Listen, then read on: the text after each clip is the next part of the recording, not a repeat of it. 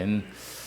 오늘 본문 말씀으로 다시 찾아오신 예수님이란 제목으로 함께 은혜를 나누려고 합니다. 오늘도 참 우리의 마음에 다시 찾아오시는 그런 은혜가 있기를 바랍니다. 명절이 연휴 중인데 오늘 보니까 또 빈자리가 더 보입니다. 저에게 고향을 가서 예배 드린다고 그렇게 또 소식을 또 전하고 가신 분들도 꽤 계시고 해서 오늘 사실 얼마나 오시나 사실 그런 또 생각이 있었는데, 하지만 또 부산에서 또 명절을 지내시는 분들이 또 꽤 있으시니까 또 오늘 이렇게 또 뵌 것 같습니다. 예배당에 이렇게 들어오는데 우리 이소순 집사님 옆모습을 보면서 순간 너무 반갑고 참 또 울컥하는 그런 마음도 있습니다.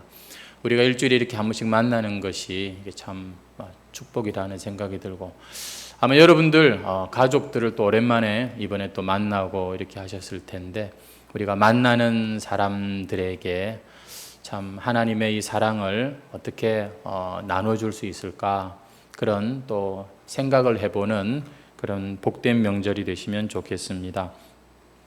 오늘 예수님께서 우리에게 또 그 사랑을 또 우리 마음에 나눠주시려고 또 참 우리에게 또 말씀하신다고 저는 믿습니다. 지난 시간에 말씀을 드렸던 것처럼 요한복음은 21장까지 되어 있지만 20장으로 사실은 결론이 나는 성경입니다. 우리 한번 앞에 그 31절 말씀 가보시면은, 오직 이것을 기록함은 너희로 예수께서 하나님의 아들 그리스도이심을 믿게 하려 함이요 또 너희로 믿고 그 이름을 힘입어 생명을 얻게 하려 함이라. 이 말씀을 통해서 예수 믿고 구원 얻는, 영생의 복을 얻는 그런 자가 되도록 하기 위해서 이 복음서를 기록했다라고 요한은 이제 마무리를 사실 한 겁니다.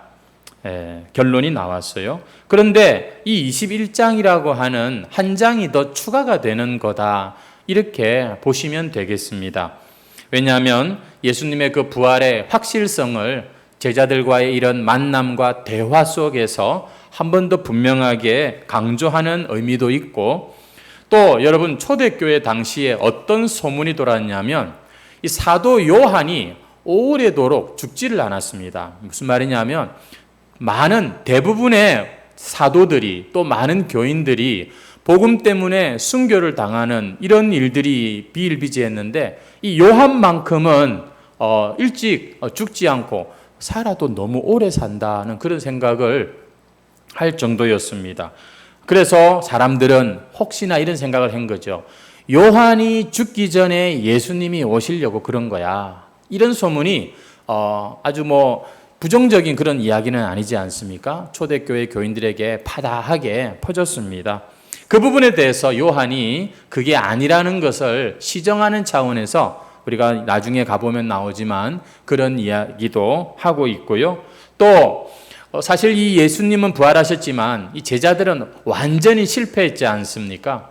특히 베드로 같은 경우는 수제자라고 선임이라고 사실 어깨 힘 좀 주고 다녔는데, 예수님을 그 누구보다도 이렇게 부인하는 그런 큰 실패를 경험하지요. 한마디로 그 권위가 땅에 추락한 것입니다. 하지만 우리가 초대교회 보면은 베드로가 그 사역을 당당하게 잘하고 있는 것을 볼 수가 있지 않습니까? 아마 그런 실추된 권위가 다시 어떻게 회복이 됐는가, 이런 것들을 좀 설명할 필요도 있겠다 싶어서 그랬는지 21장에서 이제 베드로 이야기가 또 자세하게 나오는 것이죠. 그래서 이것을 지난 시간에 에필로그다라고 말씀을 드렸는데, 많은 학자들이 마치 요한복음의 부록처럼 그렇게 붙어있는 말씀이다라고 하는 것입니다. 그래서 어떤 내용인가 오늘 우리가 읽어보니까, 예수님이 디베랴 바닷가, 갈릴리 호수죠, 그곳에 물고기 잡으러 간 제자들에게 부활하신 후 세 번째로 나타나신 바로 그런 모습을 소개하고 있습니다. 우리 한번 다시 1절 2절 말씀 보시겠습니까? 그 후에 예수께서 디베랴 호수에서 또 제자들에게 자기를 나타내셨으니 나타내신 일은 이러하니라.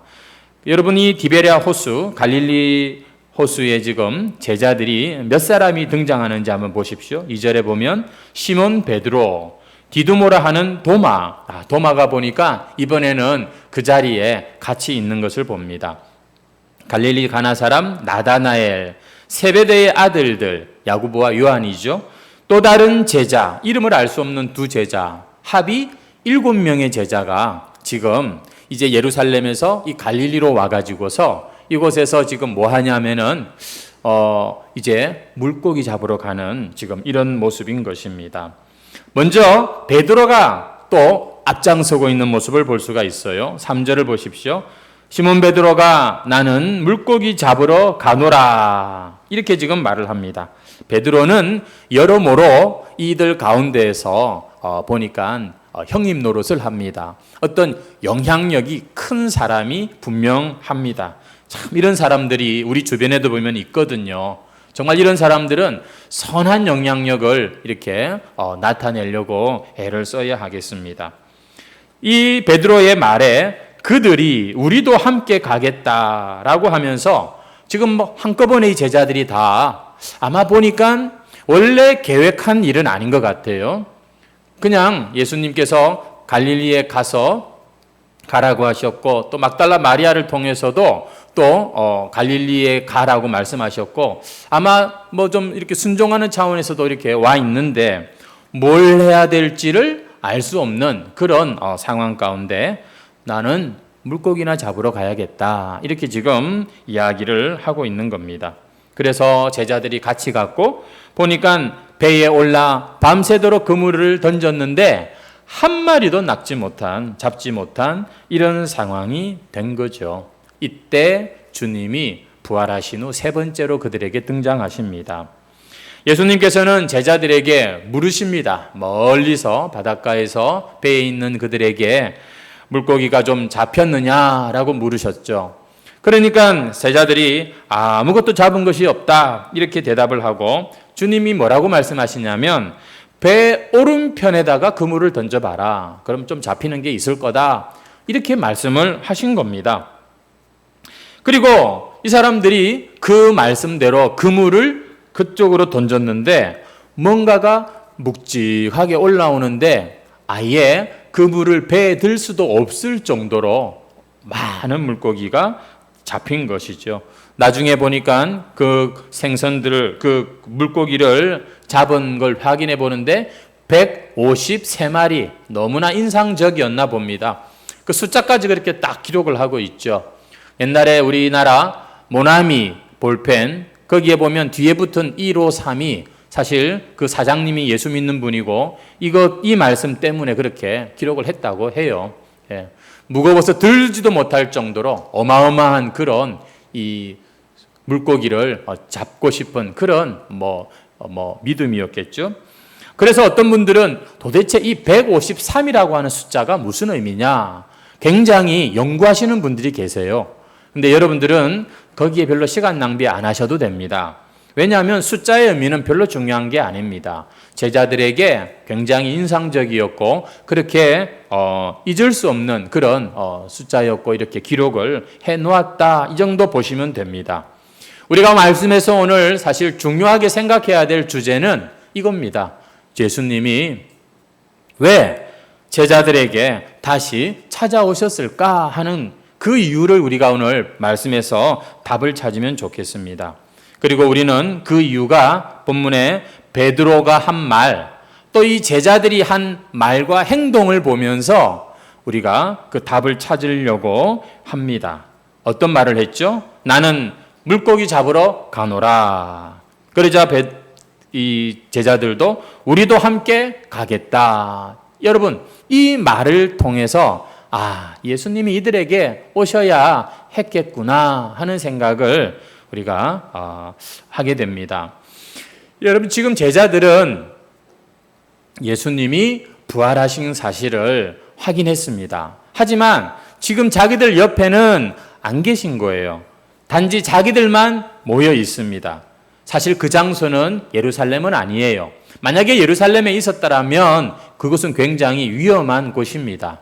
하지만 지금 그들은 고향으로 돌아왔어요. 갈릴리입니다. 유대인들의 공격을 걱정할 필요가 없습니다.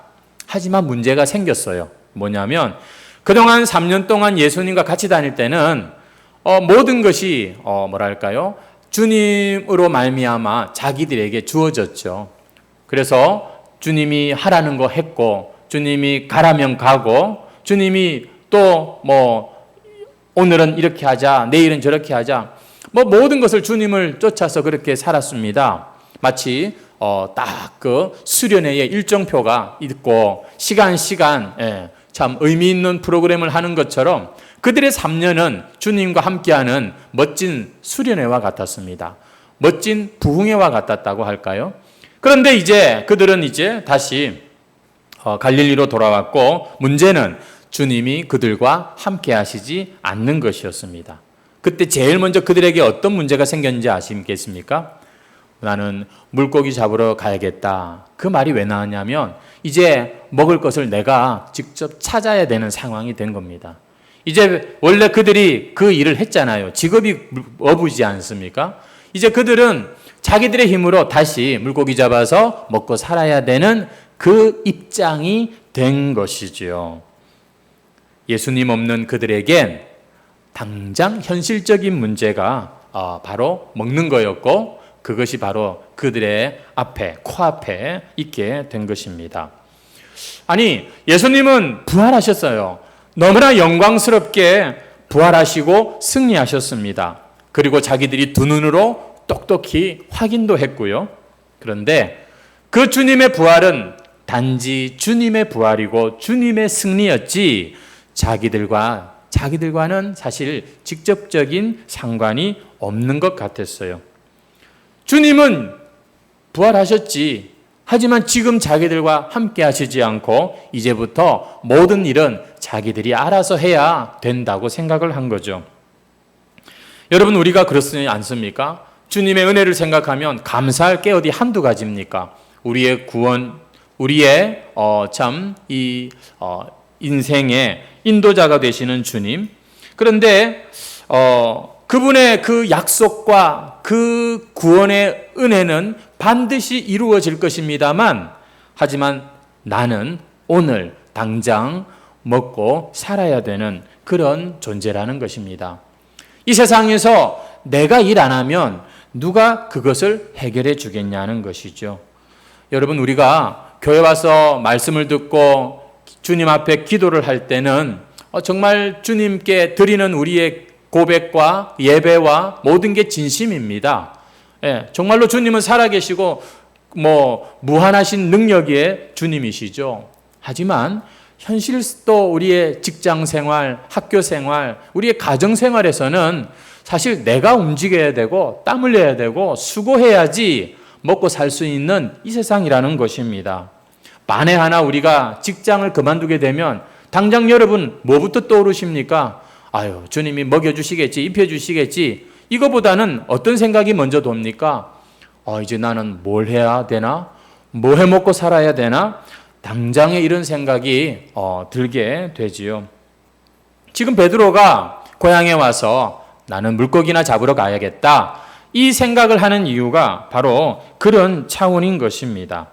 분명히 예수님은 살아나셨는데, 하지만 우리의 현실은 그것과 아무런 상관이 없는 것 같은 게 실제 우리가 느끼는 문제라는 것이죠. 여러분, 우리가 예수님의 말씀을 듣고 은혜를 받았습니다. 정말로 내가 새 사람이 된 것 같고 용서받은 것 같고 이제는 내가 좀 더 예전의 과거의 내 모습이 아니라 실제 변하기도 했고, 그런데 그렇다고 해서 나한테 돈이 생기는 건 아니더라고요. 내가 갑자기 직장이 취직이 되고 시험에 합격하는 그런 일이 일어나지는 않더라는 거지요. 신앙은 신앙이고 먹고 사는 문제는 여전히 내 현실의 문제라는 것이지요. 이게 지금 제자들의 상태였습니다. 와, 우리 예수님이 살아나셨어. 이야, 대단하지, 놀랍지?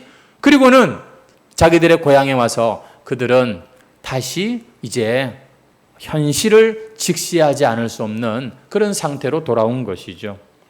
여러분, 지금 이 제자들에게서 어떤 우리가 잘못을 찾을 수 있습니까? 이들의 문제가 뭡니까? 사실 그들이 뭐 큰 나쁜 잘못을 저지른 건 아닙니다. 하지만 지금 제자들이 하나 중요한 걸 놓치고 있는 게 있죠. 여러분들은 그게 뭔지 아시겠습니까? 이 사람들이 지금 무슨 생각을 하냐면 주님이 부활하셨어. 그리고 우리를 떠나셨다는 생각입니다.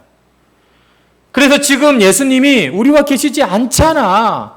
예수님이 지금 우리의 얘기를 들어주실 수가 없잖아.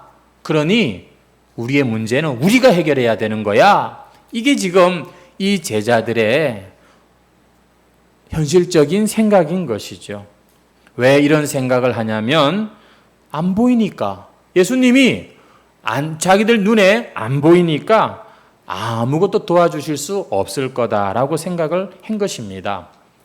여러분, 우리는 지금 정말로 이 신앙이라고 하는 게 뭔가 하는 문제를 지금 사실 나누고 있는 거예요. 아기들이 보면은 얼마나 귀엽고 예쁘고 사랑스럽습니까? 이 아기들이 보면은 평화롭다가도 엄마가 없다라는 생각이 딱 들면 울기 시작하는데 엄마가 나타날 때까지는 그치지를 않습니다.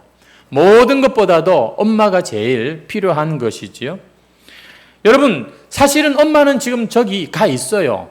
멀리 떠난 것도 아닙니다. 근데 아기들은 그거예요. 내 눈앞에서 엄마가 사라지면 그거는 큰 문제가 되는 것이죠. 아주 난리가 나는 것입니다.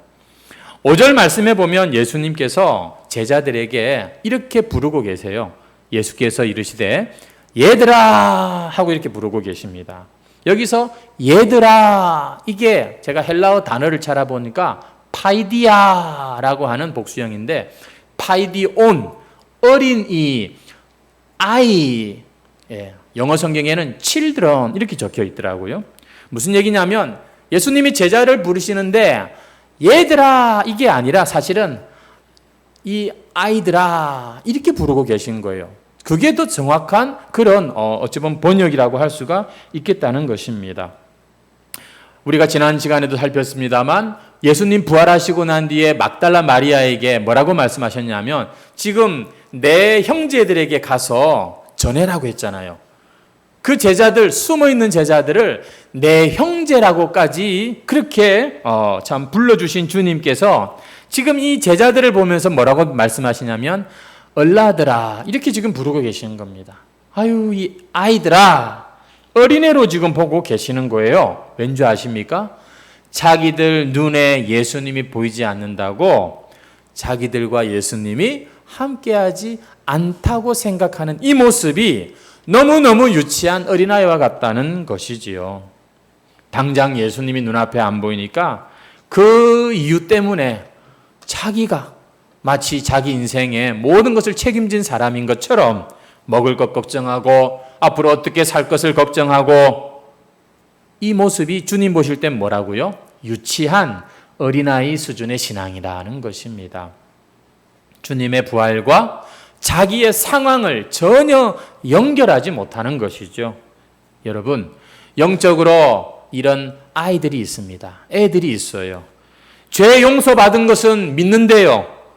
하지만 이 세상을 어떻게 먹고 살아야 될지 거기에 대해서는 아무런 자신이 없어서 염려하고 두려워하는 사람들, 바로 어린아이들이라는 것입니다. 하나님이 나를 심판에서 건져주시고 나는 죽으면 천국 갈 것 같다는 믿음이 있어요.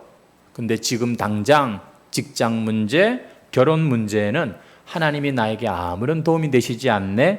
그래서 자기 힘으로 해결해 보려고 밤새 그물을 던지는 이런 아이들이 있다는 것입니다. 여러분, 주님께서 왜 제자들에게 찾아오셨는지 이제 좀 이유가 여러분 느껴지십니까? 이 애들 같은 이 제자들에게 다시 한번 주님이 능력의 주님이시고 그들과 함께 하신다는 이 사실을 체험하게 하심으로써 믿는다고 말하면서도 부활하신 예수님보다 자기들의 그 현실 문제를 더 크게 보는 이 유치한 신앙에서 한번 다시 일어나도록 주님이 그들에게 찾아오신 겁니다. 여러분, 우리가 믿는 이 복음이라고 하는 게 뭡니까? 이것은 예수님이 우리를 위해 죽으셨다는 사실과 함께 그분이 부활하셨다는 이 사실의 이 부활의 복음이죠. 여러분, 이 말은 우리 인간에게 있어서 가장 최고의 문제가 해결되었다는 바로 그런 소식이 되겠습니다. 죽는 문제가 해결되었다는 것이죠. 비록 죽음의 문을 우리가 통과하지만 그것이 지옥이고 심판이 아니라 영생으로 가는 문에 불과하다는 것이 복음을 듣고 깨달은 자들의 믿음 아니겠습니까? 그러면 우리가 이 세상 살면서 그렇게 두려워할 필요가 있을까요? 문제가 있다면 이제부터 내가 할 일은 이 놀라운 복음, 이 놀라운 하나님의 축복으로 이 초청을 받은 내가 어떻게 하면 거기에 걸맞는 삶을 살다 갈 것인가, 이게 우리의 고민이 돼야 되지. 천지를 창조하신 하나님을 믿는다고 하면서 그러나 오늘 당장 내 삶에 먹고 사는 문제에 우리가 두려움에 빠질 필요가 있겠냐는 것이죠. 성도 여러분, 우리는 하나님의 이 큰 은혜를 받은 자들입니다. 자격 없는 우리가 예수님 덕분에 그분의 양자가 되었고 의롭다함을 받았고 이제 우리에겐 하나님의 이 영생의 축복이 있습니다. 오죽하면 우리에게 상속자라고 해서 우리에게 천국을 주시겠다고 말씀하시죠. 우리는 이러한 복음, 이러한 성경의 말씀을 들으면서도 현실 세계에 돌아와서는 그런 것들이 기억이 전혀 안 납니다. 그냥 내일 시험 어떻게 하고, 내일 직장 가서 내가 또 그 문제를 어떻게 또 내가 해결해야 될고, 어떻게 하면은 내가 우리 자식들 키워서 먹여서 살리고, 이게 이상하게 딱 분리가 되어 있는 것 같은 이 모습. 여러분, 이게 오늘 우리의 모습은 아닌지요? 주님이 제자들에게 다시 찾아가신 것은 얘들아, 좀 걱정하지 마라. 내가 너희와 함께 한다. 아무것도 두려워할 게 없다. 낙심하지 마라. 왜 그렇게 힘 빠졌느냐? 왜 내 인생은 하나님의 도움을 받지 못한다고 네 스스로 그렇게 선입견을 가지고 선을 그어놓고 그러면서도 또 예배는 나오고, 그러지 마라. 이 자리나 너의 집에 있는 자리나 일하는 자리나 동일하게 내가 함께한다. 나는 부활했다. 나는 이제 너희와 함께한다. 그래서 예수님께서 우리에게 성령을 보내주시고 성령으로 지금도 우리와 함께 하시는 것이지요. 사랑하는 성도 여러분, 우리의 인생에 하나님의 이 참 축복이 임했다는 것을 잊어버리지 마시기 바랍니다. 우리 인생에 참 하나님께서 주시는 이것들을 여러분 잊어버리시면 안 됩니다. 그러면 여기 와서는 예배를 드리지만 세상에 나가서는 불신자와 별로 다를 바가 없는 것이죠.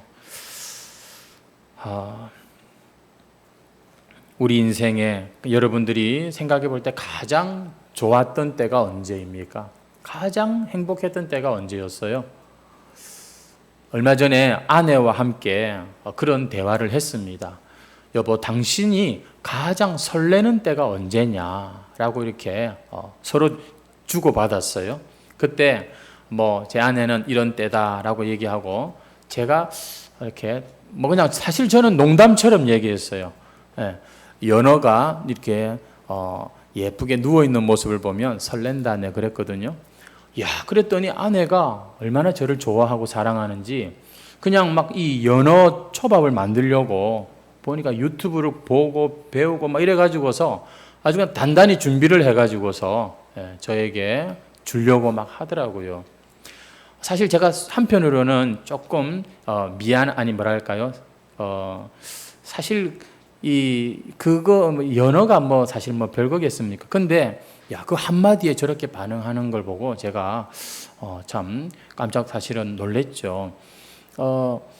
그러면서 제가 스스로 한번 생각해 봤습니다. 내 인생에 가장 설레는 때가 언제였을까라고 생각을 해보니까 돌아보니까 별거 별게 아니고 대번에 탁 떠오르는 것은 주님 만났을 때 그 예수님 앞에 내 그 속사정 다 털어놓던 그날 밤, 그리고 그날 주님께서 내게 말씀하시고 위로해 주시고, 그리고 주님이 내게 어떤 그런 부분에 대해서 용기를 주시고 지혜를 주시고, 그때가 참 내가 설레고 가장 행복했던 때였구나 하는 생각을 하면서, 왜 우리는 이것을 그냥 하나였던 이 특별한 순간으로만 기억하려고 할까 하는 생각도 해보게 되었습니다.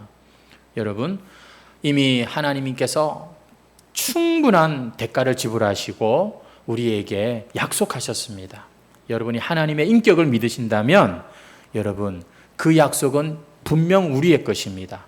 주님은 떠나신 적이 없고, 주님은 지금 우리의 현실의 문제에 아무 상관없는 것이 아니라 찾아오셔서 말씀하시고, 그리고는 우리에게 인생의 이 설레고 행복한 순간순간을 계속해서 허락하시는 분이죠. 저는 오늘 본문을 보면서 한 가지 좀 특이하다는 게 뭐냐면, 오늘 이 사건이 베드로가 처음 있는 일이 아니라는 거죠. 여러분 한번 6절 보시면, 그물을 배 오른편에 던지라, 그러면 잡으리라 하시니 던졌더니 물고기가 많아 그물을 들 수 없더라. 이거 사실 알고 보면 누가복음 5장에 베드로가 예수님 처음 만날 때 그때 비슷한 경험을 이미 했습니다. 예수님이 갈릴리에서 복음을 처음 전하실 때 베드로가 그날 밤새도록 그물을 던졌는데 아무것도 잡지 못한 때가 있어요. 그날 새벽에 이 베드로가 예수님 만나잖아요. 그때 주님이 말씀하십니다. 그때는 깊은 곳에 그물을 던져라, 이렇게 말씀하셨어요. 이때 베드로가 유명한 고백을 합니다. 선생님, 우리들이 밤이 맞도록 수고하였으되 잡은 것이 없지만은 말씀에 의지하여 그물을 내리리이다. 그리고 그물이 찌러질 정도로 많은 물고기를 잡았습니다.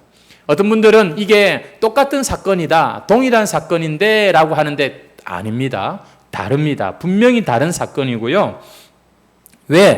왜냐하면 주님은 지금 의도적으로 그와 비슷한 상황을 지금 연출하고 계신 거기 때문입니다. 옛날 예수님 처음 만나던 그 베드로의 그날 있었던 그 사건을 지금 예수님이 지금 어떻게 보면 반복하고 계신 거예요. 왜 그럴까요?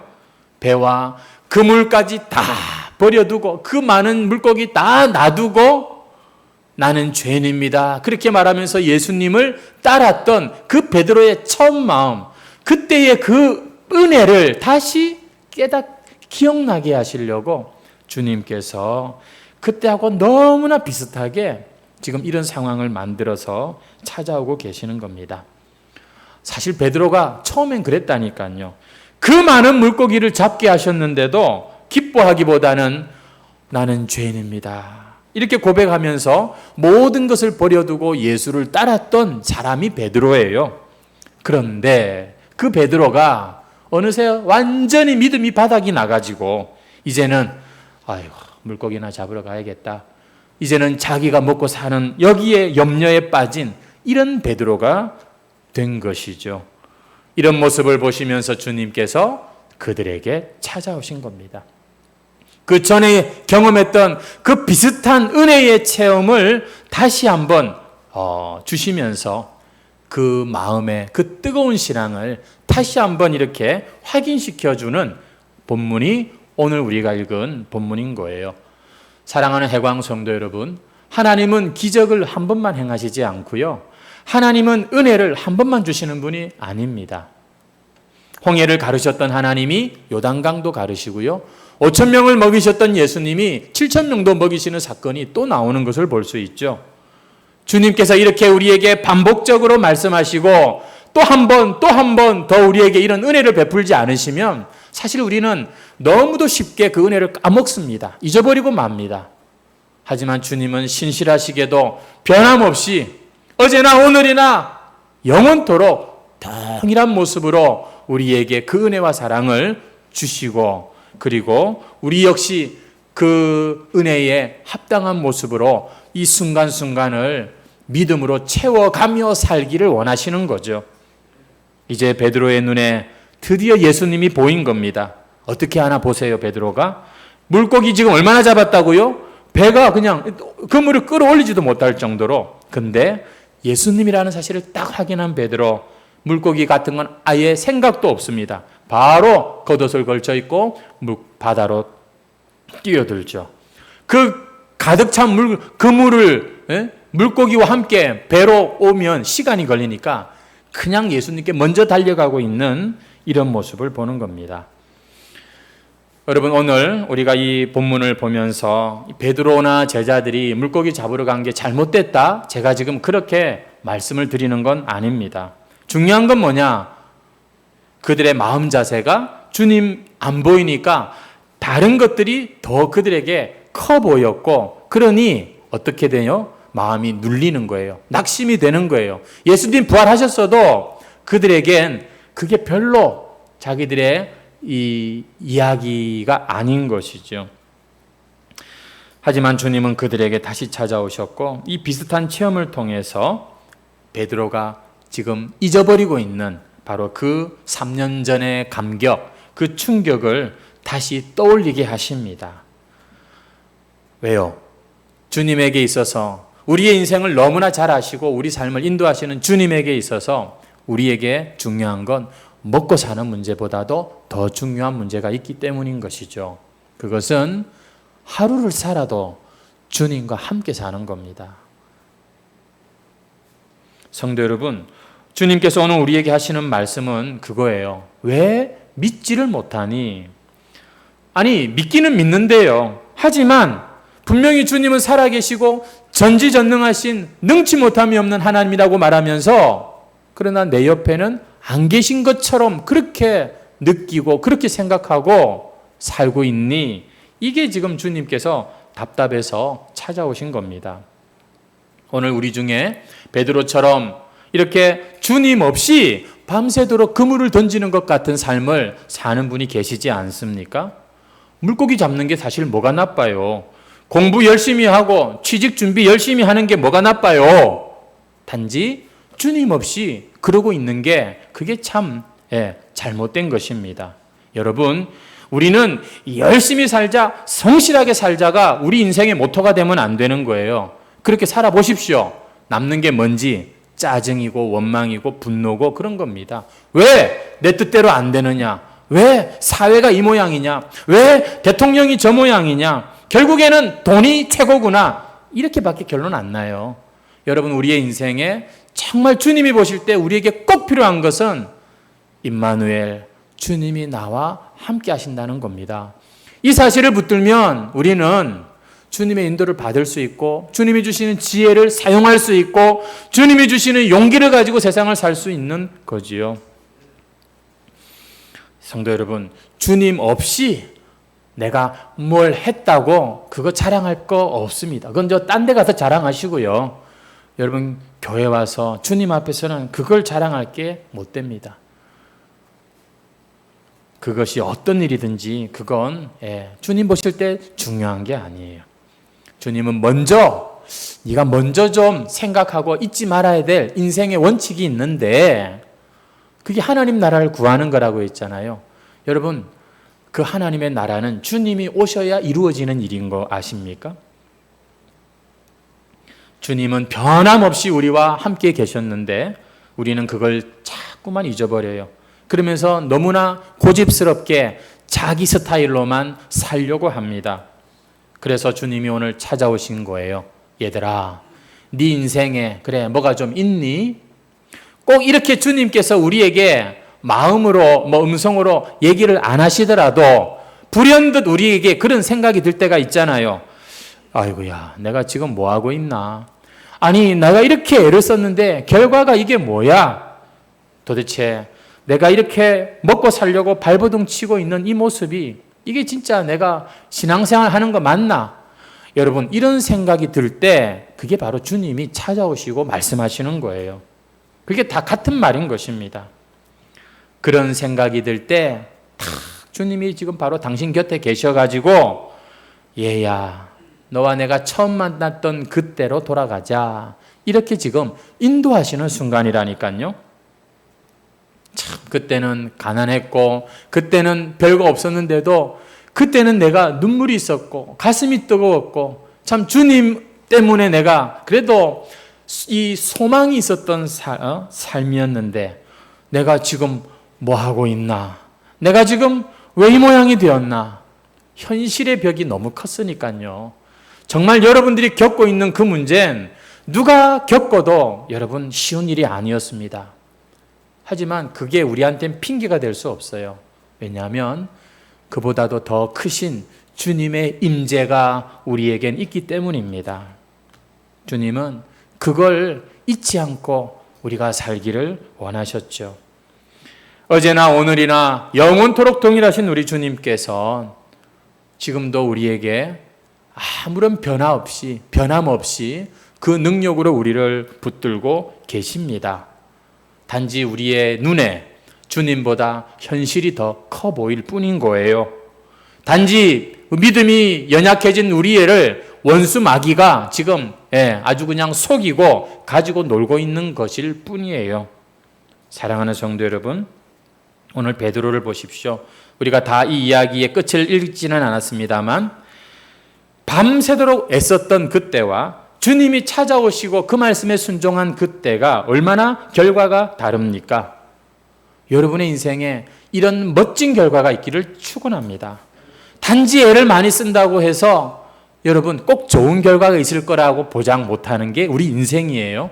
하지만 아무리 사망의 음침한 골짜기와 같고 힘든 상황에도 주님 손 딱 잃지 않고 붙들고 가는 자에겐 여러분 그 인생엔 생기가 있습니다. 눈빛이 초롱초롱하다니까요. 별 볼 일 없는 것 같은 사람인데 그러나 그에겐 여러분 영원한 생명의 향기가 나타나게 되어 있는 것이죠. 결론은 주님이 다시 한번 우리 눈에 크게 보여야 되는 것입니다. 성도는 주님이 딱 옆에 계셔가지고 야 오른쪽 왼쪽 깊은 데로 얕은 데로 주님의 이 잔소리를 듣는 것이 우리 성도들의 사는 모습이라니까요. 그냥 혼자서 막 잘나가지고서 내가 마음껏 어디 뭐 가는 것이 그게 여러분 우리의 인생의 모습이 아닙니다. 한번 다시 찾아오신 이 주님, 우리 마음에도 다시 찾아오시고 그 주님을 붙들면 여러분 일단 우리 마음에 조급함이 사라져요. 왠지 모르게 잠도 잘 오고 편안함이 생깁니다. 이건 우리가 겪어보면 아는 것이죠. 주님은 살아계시고 주님은 오늘도 우리와 함께 하십니다. 아무쪼록 아무개야 오른쪽으로 왼쪽으로 가자. 이 주님의 참 인도를 느끼면서 주님이 나와 함께 하시는 것을 여러분 정말 풍성하게 느끼면서 살아가는 여러분 남은 인생이 되시기를, 그러면요 반드시 좋은 결과가 있습니다. 우리 다 같이 찬송가 135장 찬송 드리도록 하겠습니다.